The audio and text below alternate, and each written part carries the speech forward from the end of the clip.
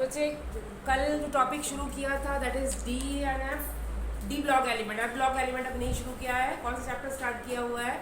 D block element. ठीक है बच्चे, एफ ब्लॉक एलिमेंट इसके बाद करना है हमने।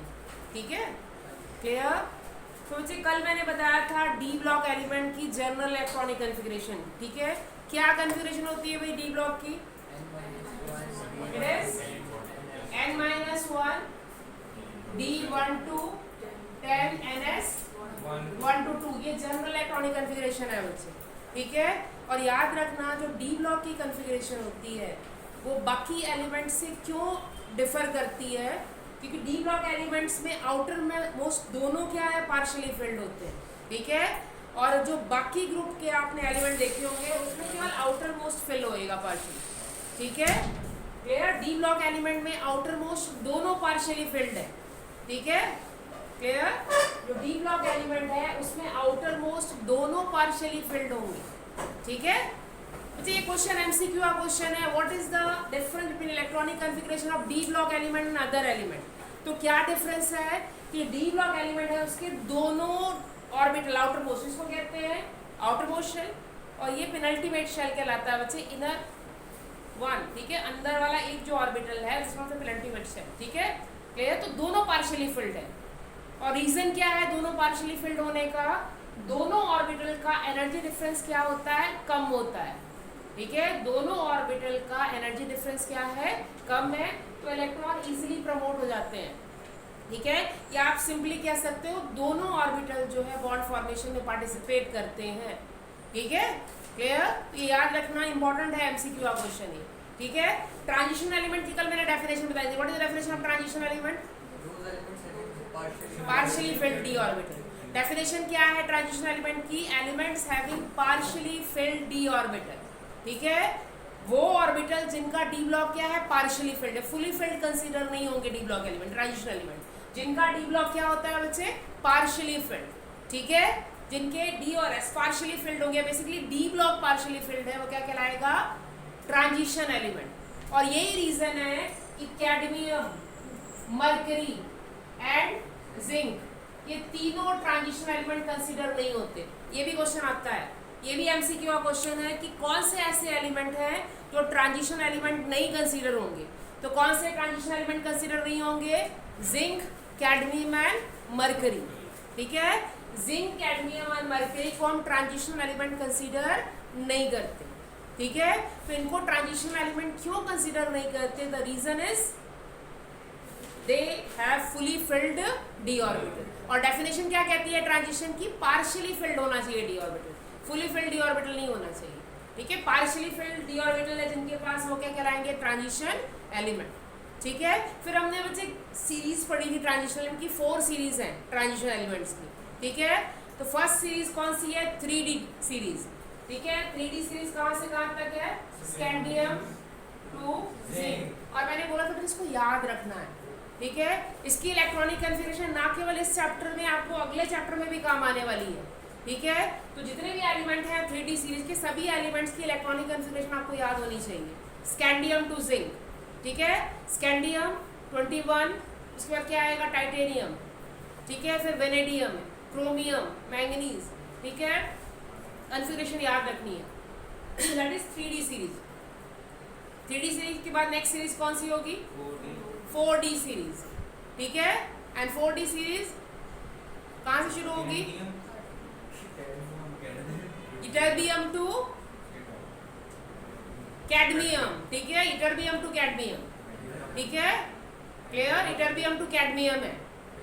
ठीक है, क्लियर? 48 है कैडमियम का, और इटर्बियम 30 कितना है कॉन्फ़िगरेशन? इटर्बियम का टॉपिक नंबर 39। ठीक है, याद होना चाहिए बच्चे, पढ़ा करो उसको जाके। ठीक है, उसके बाद कौन सी सीरीज आएगी 4D के बाद? 5D series. ठीक है, 5D कहाँ से शुरू होती है? लेंथ है ना 57 से। ठीक है, 57 के बाद कौन सा एलिमेंट है? हाफनियम। ठीक है, क्लियर? और हाफनियम से मरकरी तक। ठीक है, मरकरी तक है, क्लियर? ओके, तो जितने भी कम से कम कहाँ से शुरू है, फर्स्ट एलिमेंट कौन सा है? ठीक है, और लास्ट एलिमेंट कौन सा है? एंड लास्ट जो सीरीज है जिसको हम 6D सीरीज कहते हैं वो एक्टीनियम से शुरू होती है बच्चे, एक्टीनियम टू Cl, ठीक है, 112, क्लियर। एंड बच्चे जो एक्सेप्शनल कॉन्फ़िगरेशन है वो याद रखनी है। किसकी एक्सेप्शनल कॉन्फ़िगरेशन है? क्रोमियम। आ सकता है आपको, क्रोमियम की कॉन्फ़िगरेशन एक्सेप्शनल है, ठीक है, दैट इज 3D5 4S1, ठीक है। ये फर्स्ट ट्रांजिशन सीरीज की बात कर रही हूँ। ऐसी कॉपर की कॉन्फ़िगरेशन एक्सेप्शनल है 3D10 4S1, ठीक है। ये एक्सेप्शनल कॉन्फ़िगरेशन है कौन सी सीरीज में? स्कैंडियम और जिंक वाली सीरीज में, 3D सीरीज में, ठीक है। और जो सेकंड सीरीज है आपकी 4D सीरीज की में कॉन्फ़िगरेशन याद रखना पैलेडियम की, इसकी भी एक्सेप्शनल कॉन्फ़िगरेशन है PD, ठीक है। PD की कॉन्फ़िगरेशन भी एक्सेप्शनल है, ठीक है, PD की कॉन्फ़िगरेशन भी एक्सेप्शनल है, ठीक है।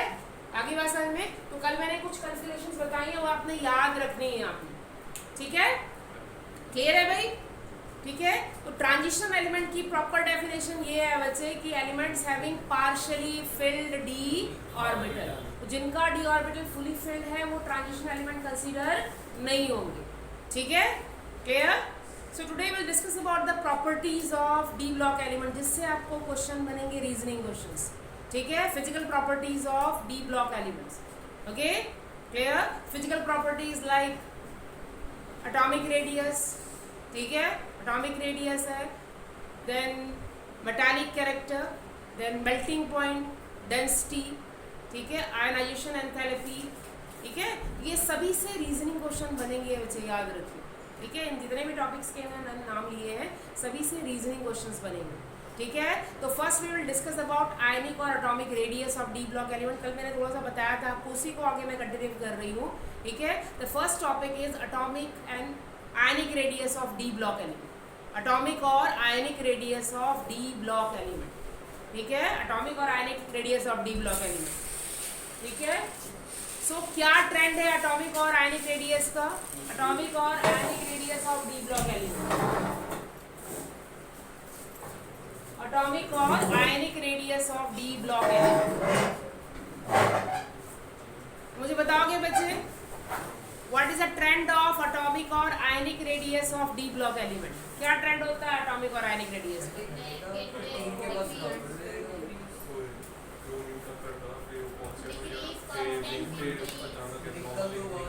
बच्चे actually when we move from left to right और in a period, so what is the trend of atomic radius when we move left to right? क्या ट्रेंड होना चाहिए? Left to right atomic size क्या होना चाहिए भाई? Decrease होना चाहिए। When we move left to right atomic size should be decreases. जब आप लेफ्ट टू राइट मूव करते हो एटॉमिक साइज क्या होना चाहिए? डिक्रीज होना चाहिए, ठीक है। When we move from left to right atomic size should be decreases. क्यों डिक्रीज होना चाहिए Abhinandan? When we move from left to right why atomic size should be decreases? जब हम पीरियड में लेफ्ट टू राइट मूव करते हैं atomic size क्यों decrease होना चाहिए? क्या रीजन है वैसे? और ये नॉर्मल ट्रेंड आपने पिछले साल पढ़ा है पीरियोडिक प्रॉपर्टी में कि जब हम लेफ्ट टू राइट मूव करते हैं एटॉमिक रेडियस डिक्रीज होता है। क्यों डिक्रीज होता है लेफ्ट टू राइट? क्या रीजन है? इफेक्टिव न्यूक्लियर चार्ज इंक्रीज होता है। जितना इफेक्टिव न्यूक्लियर चार्ज बढ़ेगा अट्रैक्शन टुवर्ड न्यूक्लियस इंक्रीज होगा, ठीक है। जितना इफेक्टिव न्यूक्लियर चार्ज बढ़ता है उतना स्ट्रांगली जो इलेक्ट्रॉन है कहाँ अट्रैक्ट होंगे? Toward the nucleus. उससे एटॉमिक साइज क्या होना चाहिए? डिक्रीज करना चाहिए, ठीक है। तो यहाँ भी हम क्या डिस्कस कर रहे हैं बच्चे? Scandium to zinc, scandium to zinc यानी left to in a period. तो सेम ट्रेंड फॉलो होना चाहिए यहाँ भी, ठीक है, कि when we move from scandium to zinc atomic size should be decreases. Atomic size क्या होना चाहिए? डिक्रीज। पर जो ट्रेंड है वो क्या है बच्चे? इसका जो ग्राफ दिया, ये ग्राफ आता है एग्जाम में और इम्पोर्टेंट है बच्चे ये ग्राफ, ठीक है। आपको एक ग्राफ से रिलेट क्वेश्चन आ जाएगा एग्जाम में, ठीक है। ये ग्राफ इम्पोर्टेंट है, ठीक है। ट्रेंड दिया हुआ है ग्राफ में, ठीक है।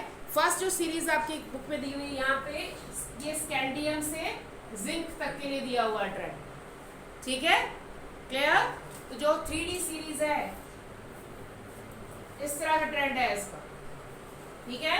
यानी हम मान लेते हैं स्कैंडियम,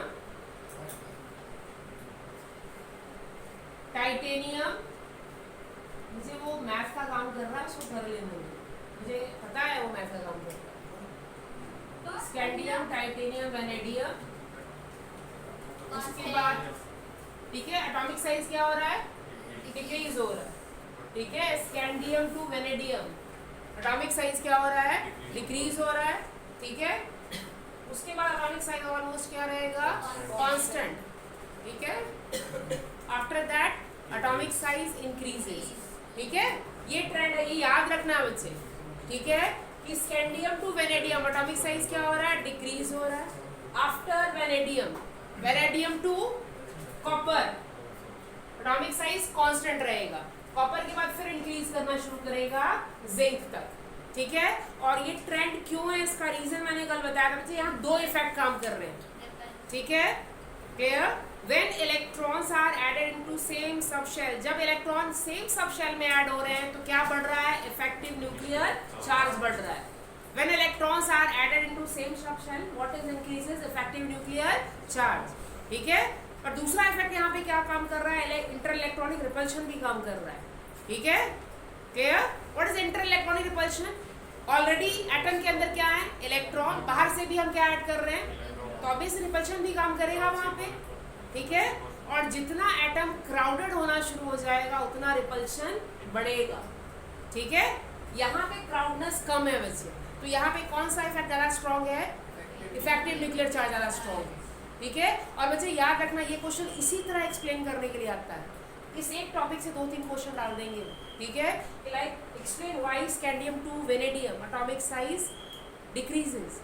उसका रीजन क्या है बच्चे, यहाँ पे इफेक्टिव न्यूक्लियर चार्ज ज़्यादा स्ट्रॉन्ग है as compare to inter electronic repulsion. Okay after that inter electronic repulsion and effective nuclear charge compensate each other, दोनों एक दूसरे क्या कर रहे हैं, कंपनशेट। तो ऑलमोस्ट एटॉमिक साइज क्या रहेगा, कांस्टेंट टुवर्ड कॉपर। ठीक है आफ्टर दैट यहाँ पे फिर क्राउडेड हो गया क्योंकि फुली फिल्ड है, जिंक फुली फिल्ड है और कॉपर भी ऑलमोस्ट फुली फिल्ड है, तो यहाँ रिपल्शन ज़्यादा बढ़ जाएगा। यहाँ रिपल्शन फिर क्या कर जाएगा, इंक्रीज कर जाएगा। ठीक है और इस करके कॉपर से जिंक फिर एटॉमिक साइज क्या होना शुरू हो जाएगा, इंक्रीज करना शुरू हो जाएगा। ठीक है पर आप ऑलमोस्ट जो नॉर्मल आपने याद रखना है कि ऑलमोस्ट कंपरेबल एटॉमिक साइज है। कंपरेबल का मतलब ऑलमोस्ट सेम, सिमिलर। ठीक है क्लियर, एक दूसरे के सिमिलर ही एटॉम, बहुत ज़्यादा फर्क नहीं है एटॉमिक रेडियस में। ठीक है 3D सीरीज की अगर हम बात करें, उसके बाद 4D एंड 5D, तो आपके बुक में ना ग्राफ दिया हुआ है इस तरह, ये जो एक्सप्लेन किया ये 4D है और 5D। ठीक है 4D और 5D दोनों को डिफ्रेंशिएट करना डिफिकल्ट हो जाता है, क्योंकि मैं बता दूं ये यहाँ से कौन सी शुरू हो रही है, लेंथेनम। ठीक है क्लियर, और लेंथेनम में कौन सा ऑर्बिटल फिल होना शुरू होता है, एफ ऑर्बिटल। ठीक है एफ ऑर्बिटल जो है वो फिल होना शुरू होता है। ठीक है अच्छा एक और चीज़ हम यहाँ पे एक्सप्लेन कर लेते हैं, एटॉमिक साइज जो है वो बच्चे इंक्रीज क्यों होता है, बढ़ता कब है एटॉमिक साइज, कब बढ़ेगा एटॉमिक साइज, कौन सा फैक्टर काम करता है एटॉमिक साइज बढ़ता है, कौन सा इफेक्ट है, शील्डिंग इफेक्ट है। ठीक है शील्डिंग इफेक्ट है क्लियर, तो यहाँ पे एटॉमिक साइज जो है वो डिक्रीज क्यों हो रहा है बच्चे, डी ऑर्बिटल जो है उसका शील्डिंग इफेक्ट पुअर होता है। D orbital has poor shielding effect, वो प्रॉपरली न्यूक्लियस को शील्ड नहीं कर पाता और इलेक्ट्रॉन कहाँ अट्रैक्ट होने लगते हैं, टुवर्ड द न्यूक्लियस। ठीक है एटॉमिक साइज डिक्रीज होगा, ये भी एक रीजन, एक तो न्यूक्लियर चार्ज बढ़ रहा है, दूसरा शील्डिंग इफेक्ट भी है। डी ऑर्बिटल का शील्डिंग इफेक्ट भी एक फैक्टर है यहाँ पे एटॉमिक साइज डिक्रीज होने का।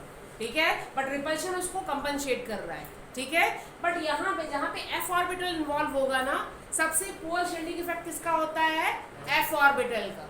ठीक है याद रखना सबसे पुअर शील्डिंग इफेक्ट किसका होगा, एफ ऑर्बिटल का, और जितना पुअर होगा shielding effect atomic size strongly क्या होना शुरू हो जाएगा, छोटा होना शुरू हो जाएगा, डिक्रीज होना शुरू हो जाएगा। ठीक है और ये कंसेप्ट क्या रहेगा, लेंथेनॉइड कॉन्ट्रैक्शन, ये हमने एफ ब्लॉक में पढ़ना, बहुत इंपॉर्टेंट टॉपिक है बच्चे और उससे एक क्वेश्चन आता ही है।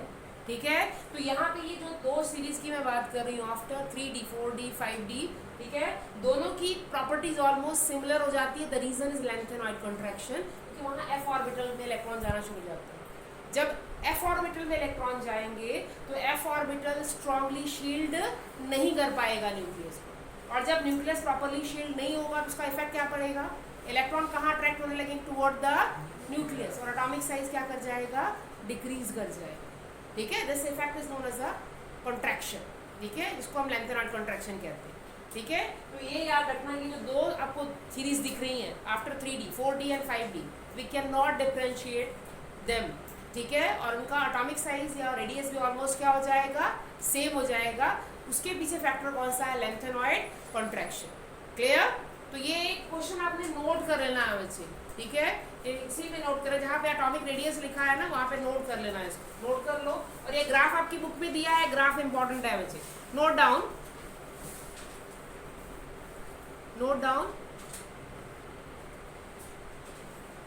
ड्यू टू लेंथेनॉइड कॉन्ट्रैक्शन, ये नोट में लिख लेना मुझे, due to lanthanoid contraction, due to lanthanoid contraction,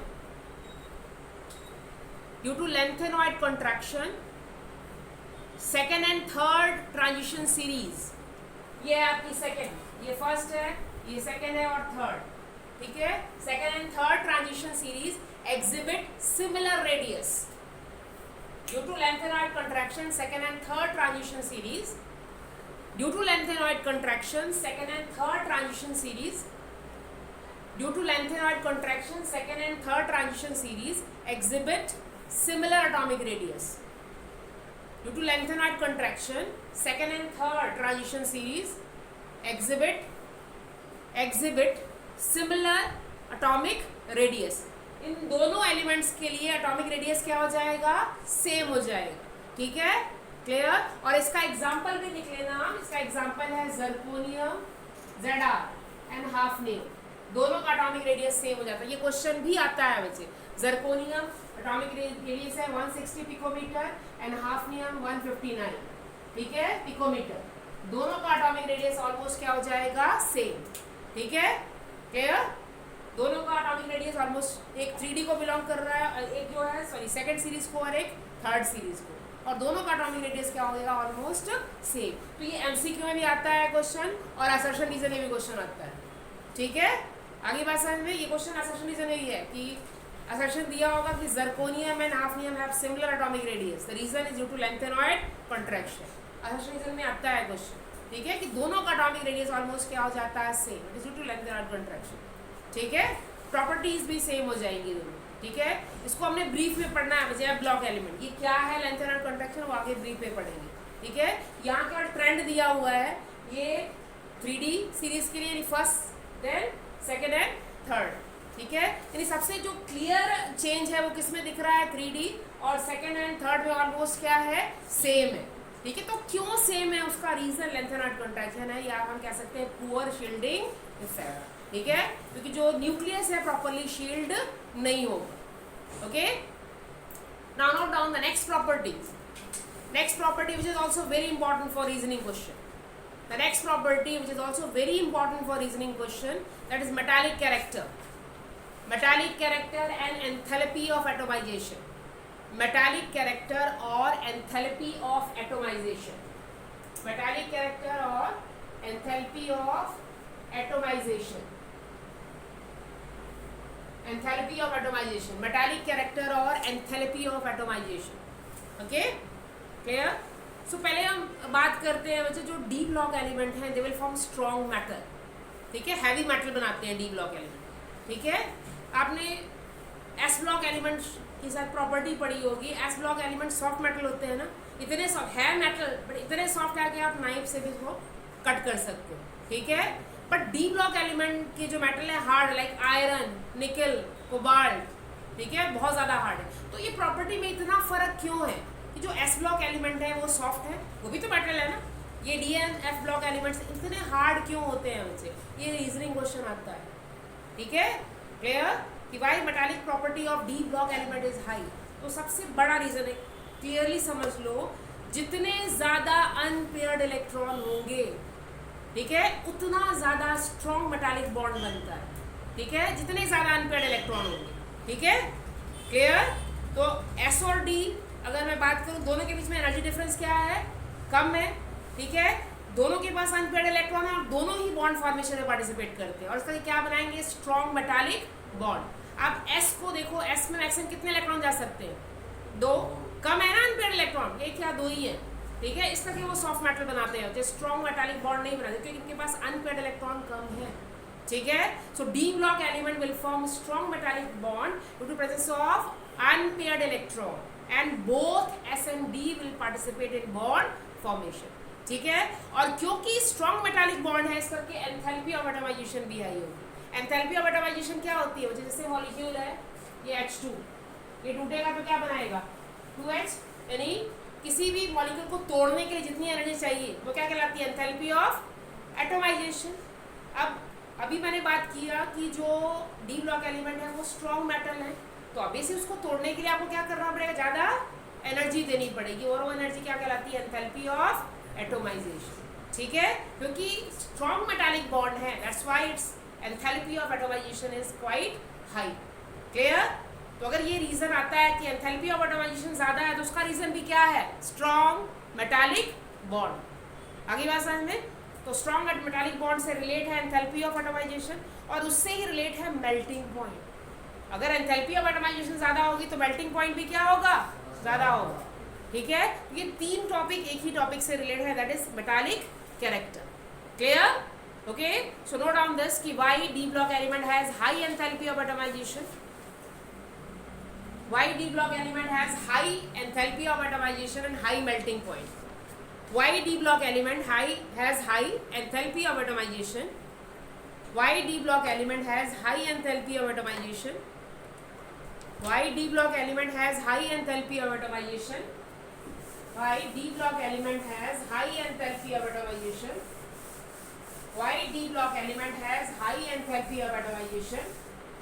Why D block element has high enthalpy of atomization, high metallic character and high melting point?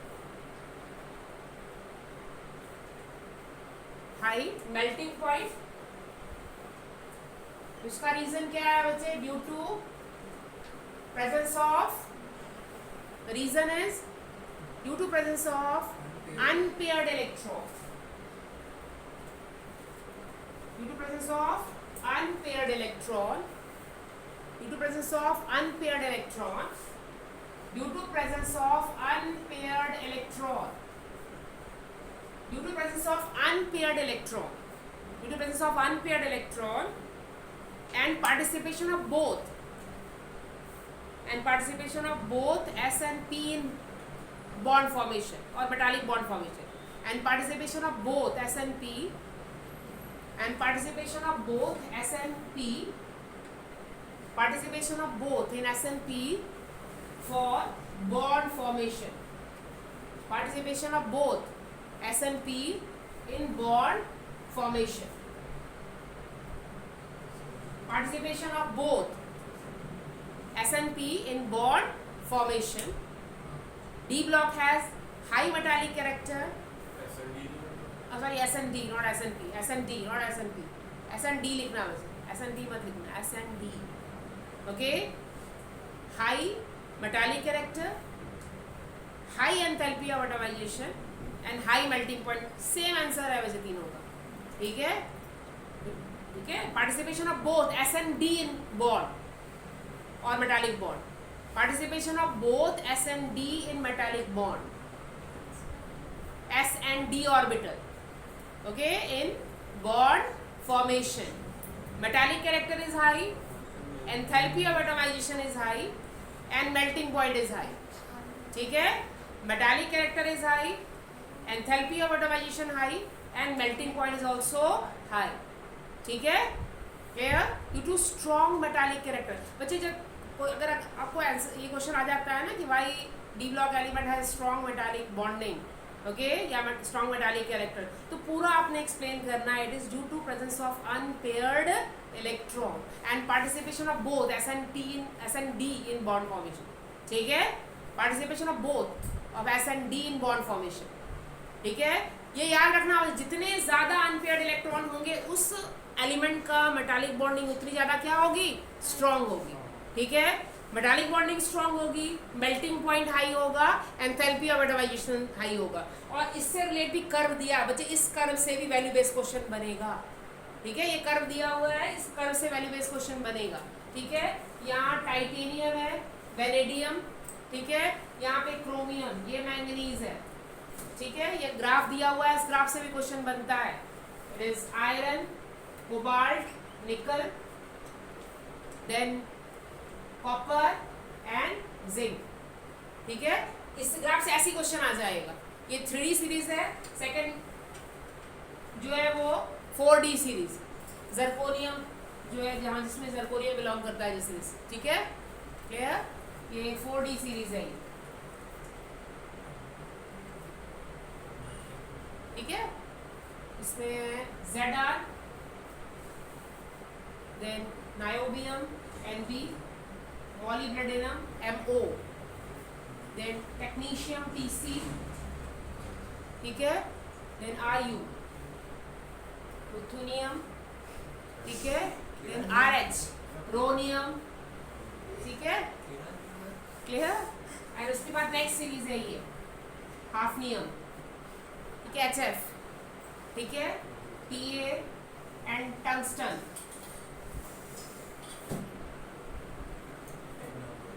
ठीक है क्लियर। ये बच्चे ग्राफ आपके बुक में दिया हुआ है, इसमें से क्वेश्चन क्या आएगा बच्चे, यहाँ पे देखो क्रोमियम, मॉलिब्डेनम एंड टंगस्टन, ठीक है। तो क्वेश्चन इस तरह आएगा कि इन तीनों का मेल्टिंग पॉइंट सबसे ज्यादा क्यों है, ये क्वेश्चन बनेगा। हाँ जी श्रेया, मुझे बताओ कि क्रोमियम, मॉलिब्डेनम एंड टंगस्टन, अगर आपसे क्वेश्चन आ जाता है कि why these element has high melting point, in first series chromium has highest melting point, in second series molybdenum MO has highest melting point, and in next series tungsten has high melting point। ये question आया हुआ है final exam में। Unpaired electron, ठीक है, presence of unpaired electron and strong metallic bond, समझ आ गई बात, ठीक है। बट यहाँ बच्चे एक्चुअली मैंगनीज यहाँ पे एक्सेप्शन है, maximum number of unpaired electron manganese के पास है, पर यहाँ पे एक्सेप्शन है, इसका मेल्टिंग पॉइंट इससे कम हो जाता है, ठीक है, मैंगनीज का, ठीक है, ये एक्सेप्शनल है बच्चे इसका, ठीक है क्लियर, एक्सेप्शनल है कैसे, ठीक है, इसका मेल्टिंग पॉइंट कम है, ठीक है, सबसे ज्यादा इसका है, जबकि maximum number of unpaired electron manganese के पास है, ठीक है क्लियर। मेटालिक बॉन्डिंग इसके कंपैरिजन में वीक है उसकी, ठीक है, maximum number of unpaired electron जबकि मैंगनीज के पास है, पर उसका मेल्टिंग पॉइंट कम होता है, बच्चे एक्सेप्शनल केस है, याद रखना, ठीक है, बस ये क्योंकि ये MCQ में पूछ सकते हैं ना, ठीक है, ये एक्सेप्शनल है, मैंगनीज का मेल्टिंग पॉइंट कम हो जाता है, ठीक है। तो याद रखना बच्चे क्रोमियम, मॉलिब्डेनम, टंगस्टन, ठीक है, इनका मेल्टिंग पॉइंट मैक्सिमम क्यों है, due to presence of unpaired electron and strong metallic bonding. And similarly zinc कितने बोल, maximum number of unpaired electron manganese के पास है, maximum number of unpaired electron, ठीक है, maximum number of maximum variable oxidation state जो है वो मैंगनीज ही शो करता है, ठीक है।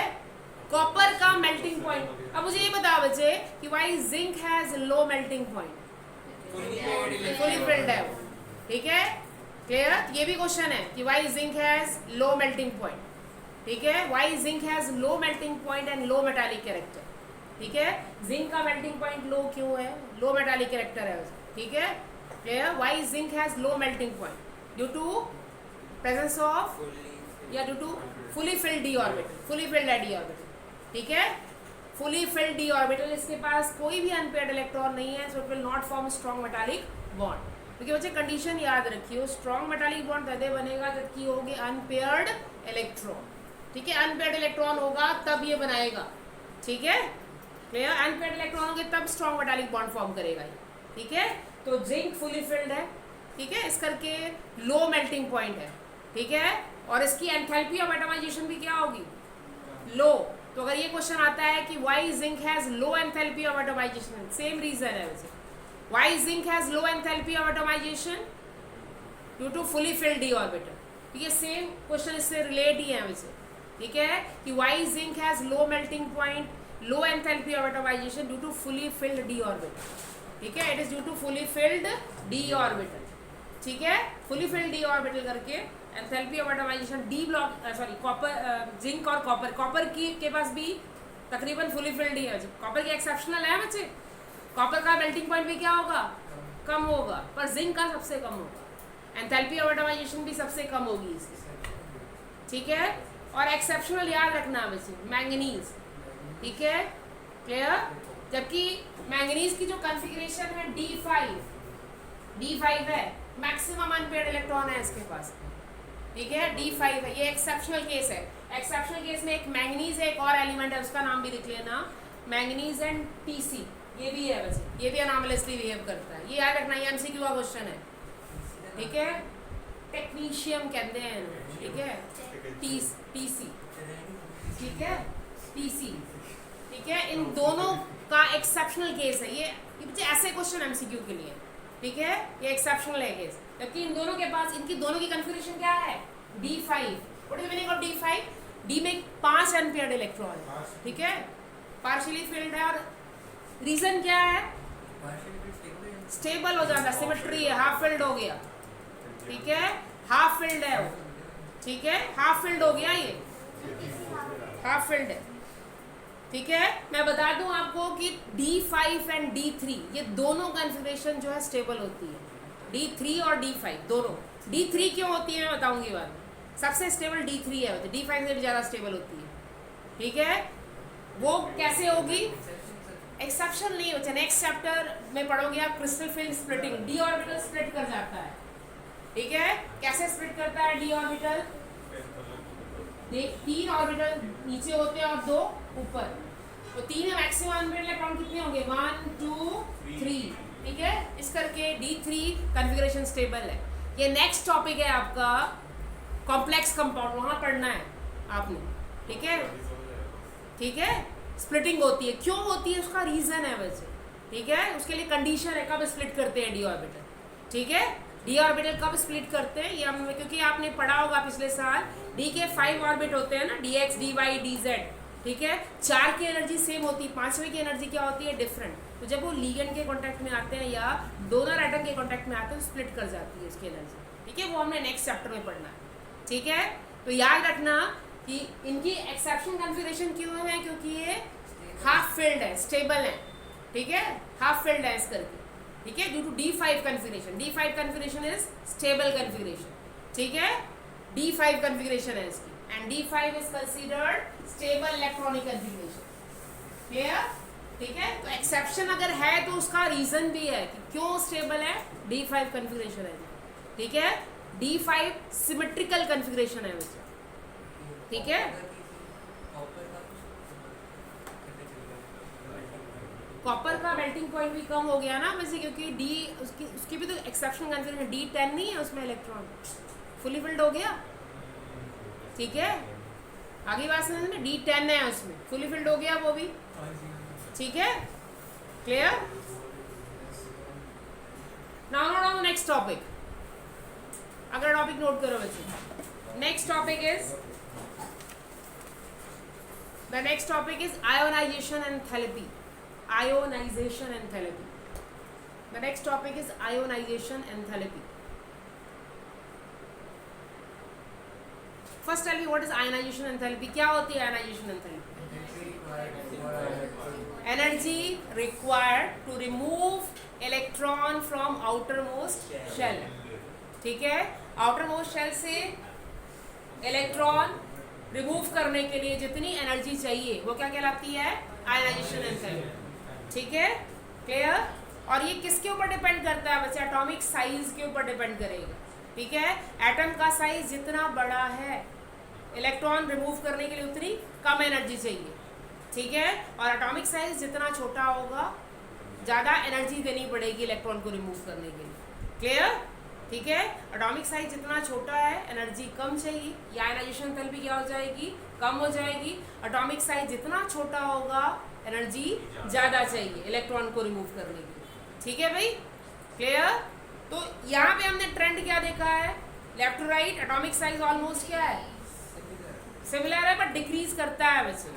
अगर डिक्रीज कर रहा है तो क्या ट्रेंड होगा आयोनाइजेशन एंथैल्पी का, आयोनाइजेशन एंथैल्पी इंक्रीज करती है। तो ऑलमोस्ट जितने भी एलिमेंट है D ब्लॉक एलिमेंट की, इनकी आयोनाइजेशन एंथैल्पी क्या होती है, ज़्यादा, और कोई प्रॉपर ट्रेंड नहीं है वैसे इसका, ठीक है। 2-3 चीज़ें यहाँ पे काम करती हैं, एक तो जो इलेक्ट्रॉनिक कॉन्फ़िगरेशन है, ऐसे अगर मैं बात करूँ जिंक, तो जिंक की आयोनाइजेशन एंथैल्पी क्या होगी, ज़्यादा होगी कम होगी, ज़्यादा होगी कि फुली फिल्ड है, ठीक है, symmetrical configuration, ionisation enthalpy zinc की ज़्यादा है, जो स्टेबल है, ठीक है, क्लियर। कॉपर की भी आयोनाइजेशन एंथैल्पी ज़्यादा है क्योंकि स्टेबल है, ठीक है, सिमिलरली मैंगनीज Mn2 पॉजिटिव,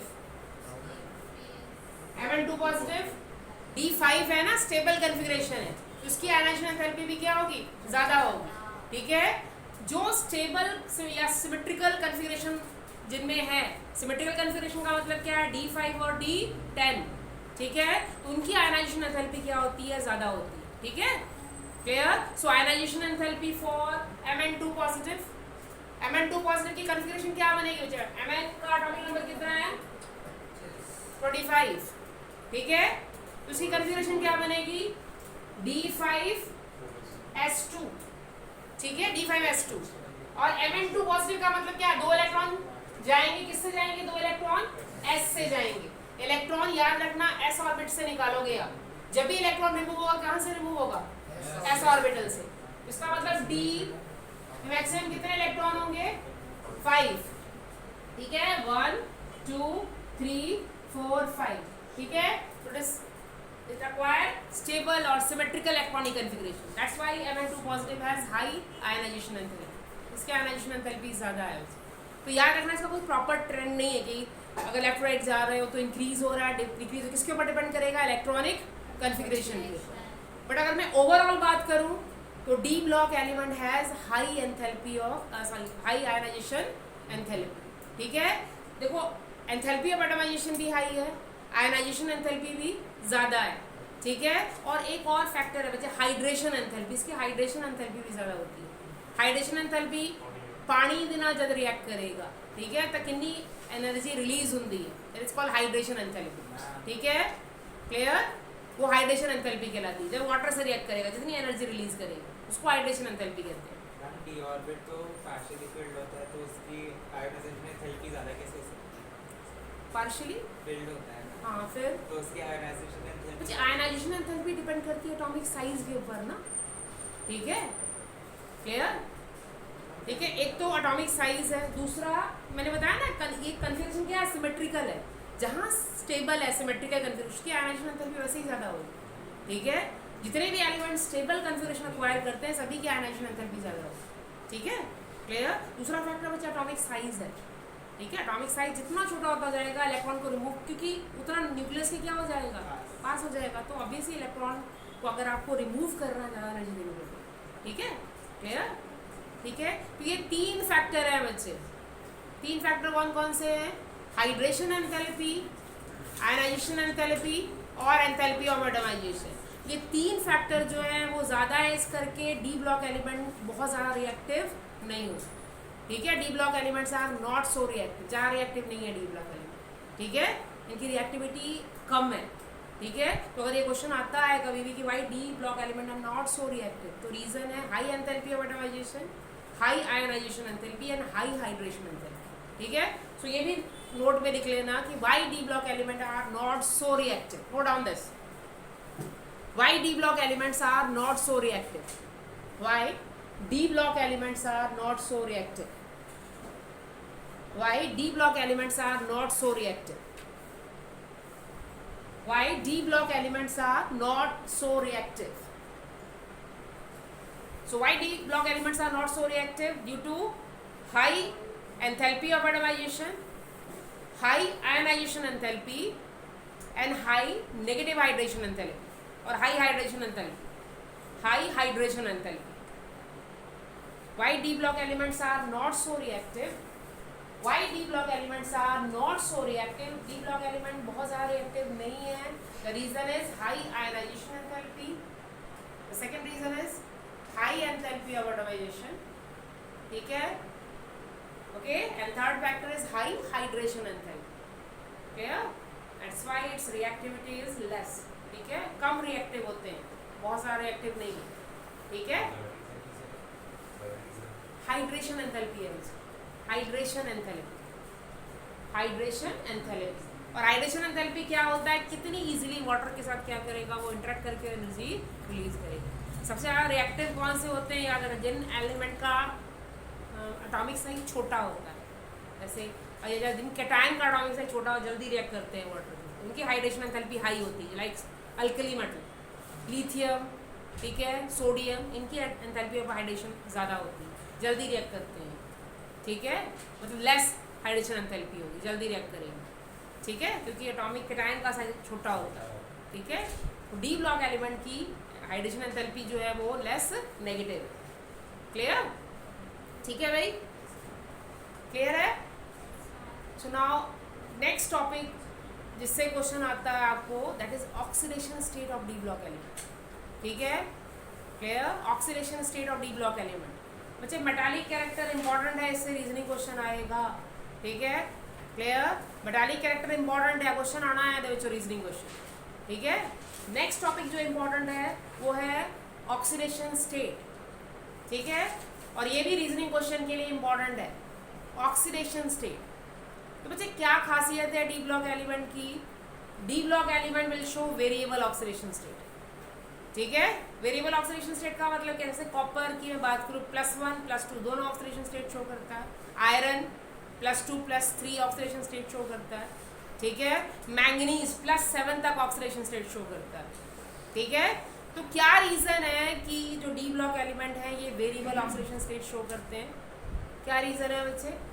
मैंने बताया हुआ है ऑलरेडी, एनर्जी डिफरेंस जो है वो कम है एस और डी के बीच में, and both will participate in bond formation, दोनों बॉन्ड फॉर्मेशन में पार्टिसिपेट करते हैं, ठीक है। जितने ज़्यादा ऑर्बिटल इन्वॉल्व होंगे बॉन्ड फॉर्मेशन में उतना ज़्यादा ऑक्सीडेशन स्टेट शो करेगा, ठीक है, या इलेक्ट्रॉन प्रमोट हो जाते हैं, क्योंकि बच्चे जब बॉन्ड बनेगा ना इलेक्ट्रॉन अपने ऑर्बिट को छोड़ के वेकेंट ऑर्बिट में जाते हैं, ठीक है, और उतने इलेक्ट्रॉन क्या होते जाएंगे? अनपेयर्ड होते जाएंगे। जितने अनपेयर्ड इलेक्ट्रॉन होंगे उतनी ऑक्सीडेशन स्टेट शो करेगा, ठीक है। तो क्वेश्चन लिख लेना कि why d block element will show variable oxidation state, why d block elements will show variable oxidation state, why d block elements will show variable oxidation state, why d block elements will show variable oxidation state, why d block elements will show variable oxidation state. So reason is energy difference between S and D is less, energy difference between S and D is less, energy difference between S and D is less, energy difference between S and D is less, and both S and D will participate in bond formation. Energy difference between S and D is less, energy difference between S and D is less, and both S and D will participate in bond formation. Both S and D will participate in bond formation.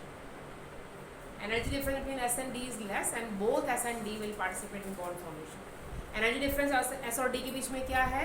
कम है, और दोनों S और D bond formation में participate करते हैं, ठीक है, clear? अब बच्चे जो फर्स्ट सीरीज है आपकी स्कैंडियम वाली सीरीज है, स्कैंडियम टू जिंक, ठीक है, इस सीरीज से ऑक्सीडेशन स्टेट से क्वेश्चन बनता है बच्चे, ये which element will show maximum oxidation state?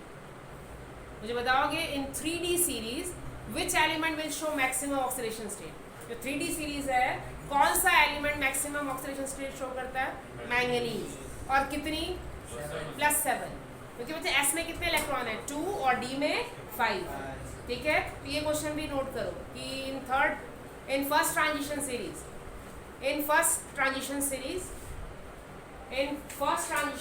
which element will show maximum oxidation state and which will show minimum? In first transition series which element will show maximum oxidation state and which will show minimum oxidation state? In first transition series which element will show maximum oxidation state and which will show minimum oxidation state? In first transition series which element will show maximum oxidation state and which will show minimum? So which will show maximum oxidation state? Manganese, क्योंकि manganese के पास कितने electron है बच्चे? 2 and 5, 2 S में है और D में कितने हैं?